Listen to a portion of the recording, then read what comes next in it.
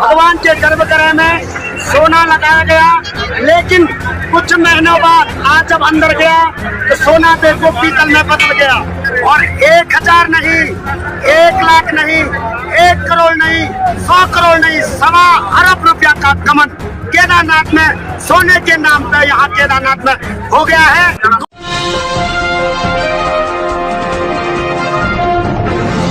साथियों नमस्कार, मैं हूं नीरज पटेल और आप देख रहे हैं नेशनल जनमत। इस वीडियो को नाजुक भावनाएं वाले अंधभक्त बहुत संभाल करके देखें, क्योंकि मौजूदा वक्त मंदिर के अंदर मूर्ति के रूप में रखे हुए ईश्वर के लिए बहुत खराब चल रहा है। कभी खबर आती है कि ईश्वर की तबीयत खराब हो गई, बुखार हो गया, जुखाम हो गया।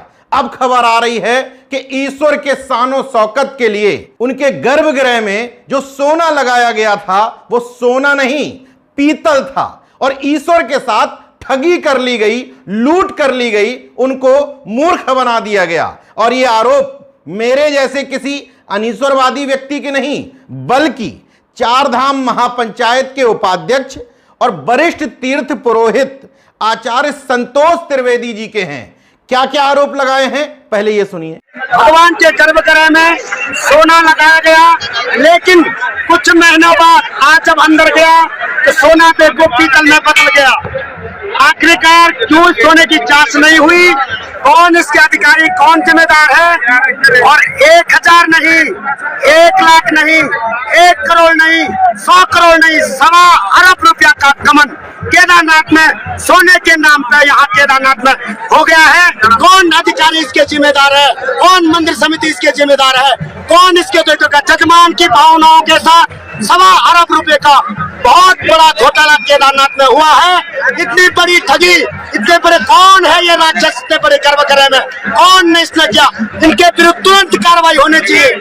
अब वरिष्ठ तीर्थ पुरोहित ने BKTS यानी कि बद्रीनाथ केदारनाथ टेम्पल कमेटी पर आरोप लगाए तो हंगामा तो बरपना था, और उसमें भी ईश्वर से करोड़ों की नहीं बल्कि 1.25 अरब की ठगी के आरोप लगाए गए। स्पष्ट तौर पर आप सुन सकते हैं, 1.25 अरब का सोना लगना था, लेकिन उनके अनुसार सोने की जगह पीतल पर सोने की परत चढ़ाकर लगा दी गई है। आरोप सामने आए तो BKTC के कार्याधिकारी RC तिवारी सामने आए। उन्होंने इन आरोपों का खंडन किया, लेकिन एक सच्चाई वो कबूल कर ले गए। मान लेते हैं कि संतोष तिवारी गलत बोल रहे हैं, RC तिवारी सही बोल रहे हैं, तो RC तिवारी ने ईश्वर के ऐशो आराम के लिए जो पैसा खर्च हुआ, तो उनके अनुसार 23,770 ग्राम सोना लगाया गया महज गर्भगृह में, जिसकी मौजूदा कीमत बताई है 14 करोड़ 38 लाख रुपए।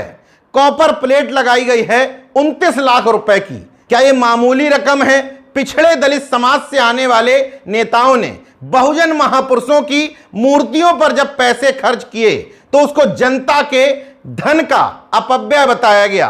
कहा कि मूर्तियों से क्या होगा तो गर्भगृह में सोना मढ़ने से क्या होगा। दूसरी बात, मेरी बात छोड़ दीजिए, मैं अनीश्वरवादी हूं, इसके बावजूद जो ईश्वरवादी हैं उनकी भावनाओं का ख्याल रखते हुए पूछना चाहता हूं कि उस तथाकथित भक्त जिसने केवल गर्भगृह में सोना मढ़ने में करोड़ों अरबों रुपए खर्च कर दिए, उसको यह आदेश किसी ईश्वर के बिचौलिए ने दिया था या डायरेक्ट ईश्वर ने दिया था? इस सोने को मढ़ने से, मंदिरों में संपत्ति चढ़ाने से, चढ़ौती चढ़ाने से फायदा किसका होता है? क्या ये सारा माल ईश्वर हड़प कर ले जाते हैं या ईश्वर और भक्त के बीच के बिचौलिए? यही मूल अंतर जिस दिन आप समझ जाएंगे, आपको ये बात समझ में आ जाएगी कि कोई रॉन्ग नंबर है जो ईश्वर के नाम पर आपको मूर्ख और बेवकूफ बना रहा है और धर्म के नाम पर अपना धंधा चला रहा है। जब ये शब्द बोला जाता है तो तकलीफ हो जाती है, लेकिन समय समय पर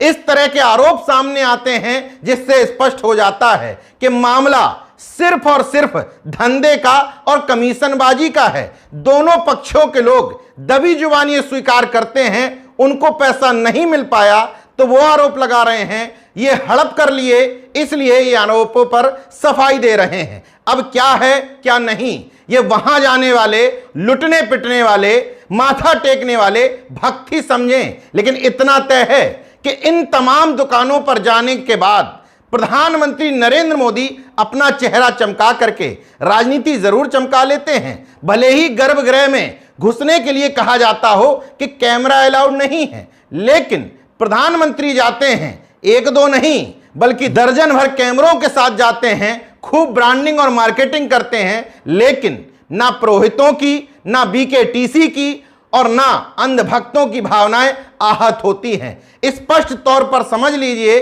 धर्म के नाम पर न सिर्फ धंधा चल रहा है बल्कि गंदी और कुटिल राजनीति भी साधने की कोशिश की जा रही है। हालांकि वास्तव में नेशन जनमत इस पूरी घटना से बेहद दुखी है, क्योंकि ईश्वर के साथ ही छल हो गया है, लूट लिए गए हैं, ठगी हो गई है। अब देखना यह होगा कि दोनों तिवारियों में कौन से तिवारी सही बोल रहे हैं। देखते रहिए नेशन जनमत, जागरूक और सजग बने रहिए। जय विज्ञान, जय संविधान, जय लोकतंत्र।